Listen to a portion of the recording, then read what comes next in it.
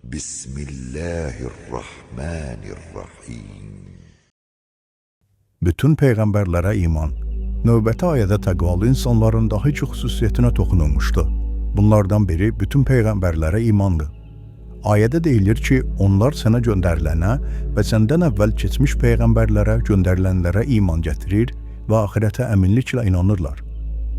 Onlar peyğəmbərlər və peyğəmbərlərin təlimləri arasında qətiyyən fərq qoymur. Peyğəmbərlərin hamısını bir-birinin ardınca gələrək bəşəriyyətin təkamül yolunda insanları məqsədə çatdırmağa çalışan bələdçilər kimi qəbul edirlər. Səmavi dinlərin hamısının əsas prinsiplərinin məhz insanlar arasında bağlılıq olduğunu gördükləri üçün dinləri təfriqə vasitəsi hesab etmirlər. Bu düşüncəyə malik insan ruhunu hər cür təəssübkeşlikdən təmizləyir və bütün peyğəmbərlərin insanların hidayəti üçün gətirdiklərini qəbul edir, tövhid yolunun bələdçilərinin hamısına hörmətlə yanaşır. Əvvəlki peyğəmbərlərin göstərişlərinə iman gətirməklə dinlərin təkamül silsiləsinin sonuncu halqası sayılan Həzrəti Muhammed sallallahu iman gətirmək heç ziddiyyət təşkil etmir. Əks təqdirdə təkamül yolunda geriyə addım atılmış olacaq. Axirətə iman. Axirətə iman təqvalıların bu ayədə verilmiş sonuncu xüsusiyyəti kimi göstərilmişdir. Onlar tam əminliklə inanırlar ki, insan əbəs yerə yaradılmamışdır. Həyat ölümlə başa çata bilməz. Əgər həyat yalnız bir neçə günlük bu dünyadan ibarət olarsa, onda bu insanın yaşayışı mənasız olar.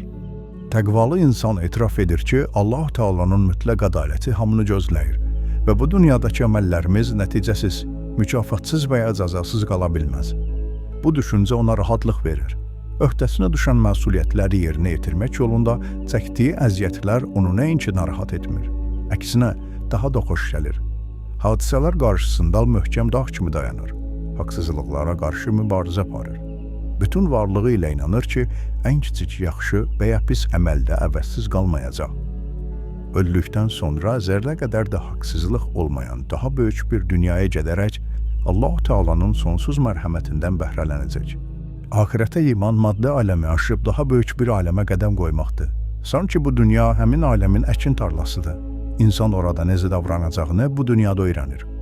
Bu dünya insanın son məqsədi deyil, son məqsəd qarşıdadır. Bura sadəcə həmin məqsədə çatmaq üçün bir müqəddimədir. Bu dünya həyatı sanki körpənin ana bətnində keçirdiyi müddətə bənzəyir.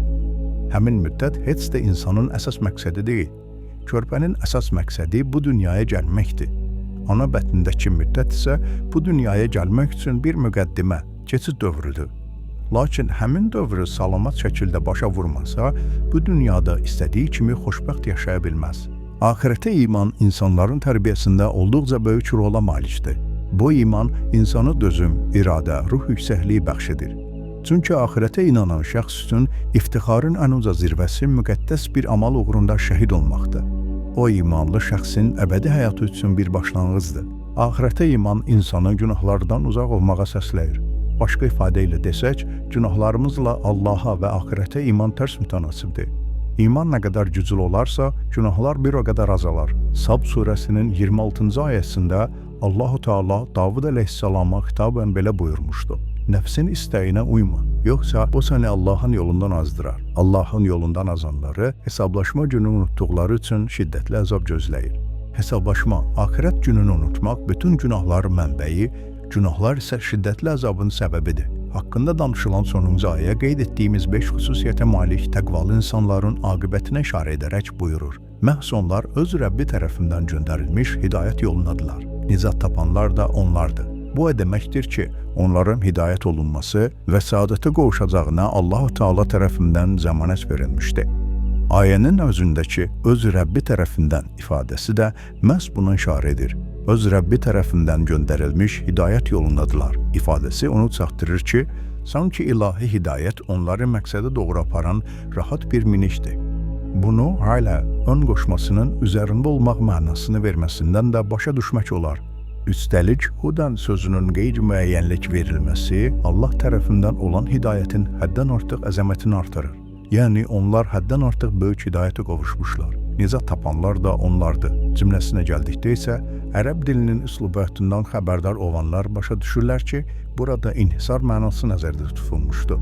Yəni, səadəti satmağın yeganə yolu məhz 5 xüsusiyyəti özündə cəmləmiş bu dəstənin tutduğu yoldur. Əl-Mənar təfsirinin müəllifi çatdırmışdı ki, onlar işarə vəzliyini 2 dəstəyə aid etsin.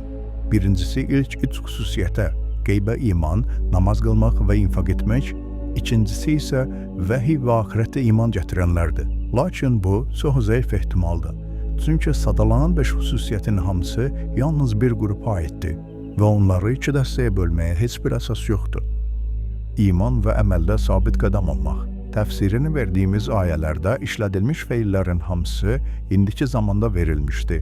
İndiki zaman feilinin adətən işin davamlı olmasını çatdırılmasından belə başa düşülür ki, təqvalı insanlar gördüyü işlərdə sabit qədəmdilər. Həyatın eniş-yoxuşları onların ruhiyyəsinə, düşüncəsinə təsir etmir. Onlar işin başlanğıcında haqqı sevmək ruhiyyəsinə malik olduğu üçün Quranın dəvətini qəbul edir. Quranın ardınca getmək isə sadalanan 5 xüsusiyyəti onlarda formalaşdırır. Təqva nədir? Təqva sözü viqaya kökündən olub qorunmaq mənasını bildirir. Rağib İsfahani Mufredatul Quran əsərində yazır. Viqaya sözü əşyanı ona zərər verəcək şeylərdən qorumaq mənasını bildirir. Təqva sözü ruhu xətərlərdən qorunmaq deməkdir. Bu baxımdan bəzi vaxtlar təqvanı xof, qorxu kimi açıqlayırlar. Əslində isə xof təqvanın səbəbidir.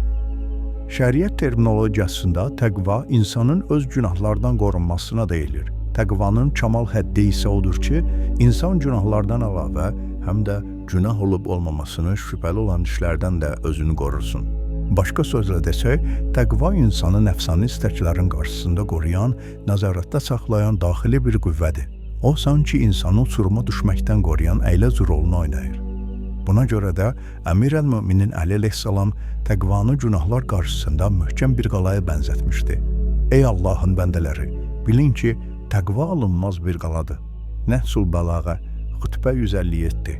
Hədislərdə və eləcə də alimlərin kəlamlarında təqva üçün müxtəlif bənzətmələr qeyd edilmişdi. Başqa bir yerdə İmam Əli əleyhissalam belə buyurmuşdu. Təqva sahibinin minib yüyəni əlində saxladığı və onu cənnətə aparan bir minikdir. Nəhsul Bəlağa, xütbə 16. Bəziləri təqvanı tikanlıqdan keçərkən tikanlar batmasın deyə ətəyini qaldıran və ayaqlarını yerə yavaşca qoyan şəxsin vəziyyətinə bənzətmişlər. Abdullah ibn Mötəz bunu nəzmə çəkmişdi. Şeirin məzmunu belədir. Günahın həm böyüyündən, həm də kiçiyindən uzaq dur. Budur təqva.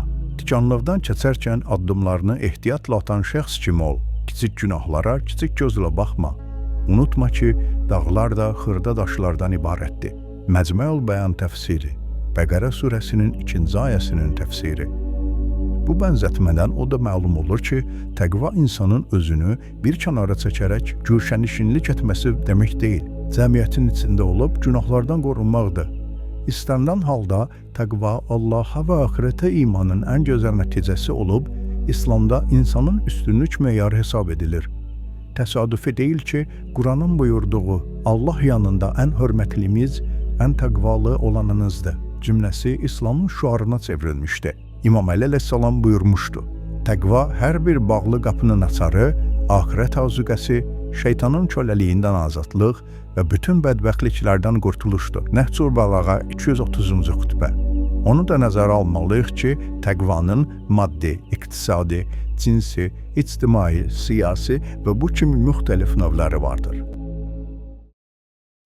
Əgər sən də Quranı dərk edərək oxumaq istəyirsənsə, abunə ol və birlikdə öyrənək.